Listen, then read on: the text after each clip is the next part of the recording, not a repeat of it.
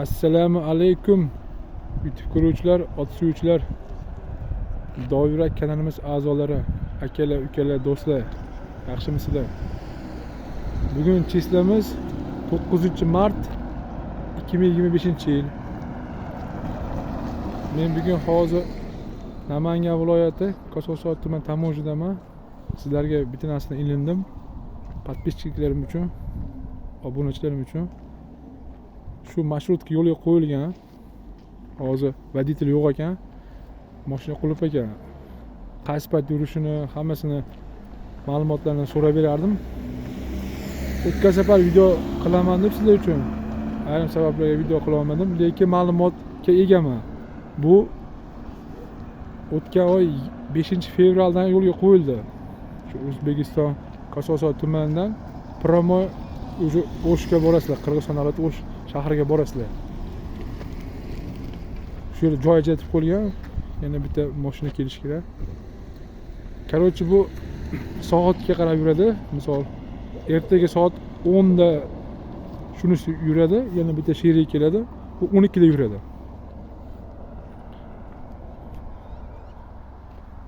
Shu katta mashina ajratib qo'ygan. Bilmaganlar uchun foydali ma'lumot. Shu obunachilarim uchun foydam tegsa, xursand bo'laman. Keyingi ma'lumot, mana obunachilarimiz uchun ko'p savollar bo'ladi podpischiliklarimizdan. Post ochildimi? Post chorva hayvonlar uchun ochilmadi. Mana ko'rib turibsizlar, pustoy. Shu yerlar o'tgan safar video qo'yganman. Kamazda probka bo'lardi. Pustoy. Post taniganlar bormi? Stoyanka. Hozir Qirg'izistondan o'tdim. Bitta ot ko'rib qoldim. Ko'rib borsam yoqmadi. Internetda boshqa ekan. Borganimdan keyin boshqa bo'lib chiqdi. Ya o'sha ot bo'lib chiqdi, просто boshqa sifat bo'lib chiqdi-da. Lekin zakolat pulini berib keldim. Sababi u ham o'rinib qolmash kerak. Men o'zim ham o'rinmagan holatda zakolat pulini berdim.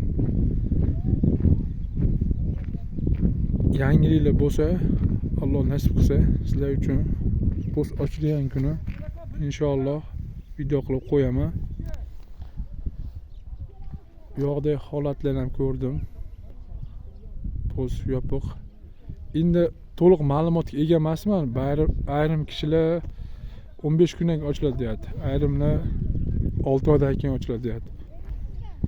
Rasmiy ma'lumot yo'q hozircha. Kuzatishni davom etinglar. Podpiskalarga ayamayni. Sizlarga yaxshi kontent qo'yib boraman. Dovyurak kanal a'zolarini do'stlarga jo'natib qo'yinglar. Like'lardan bosib qo'yinglar.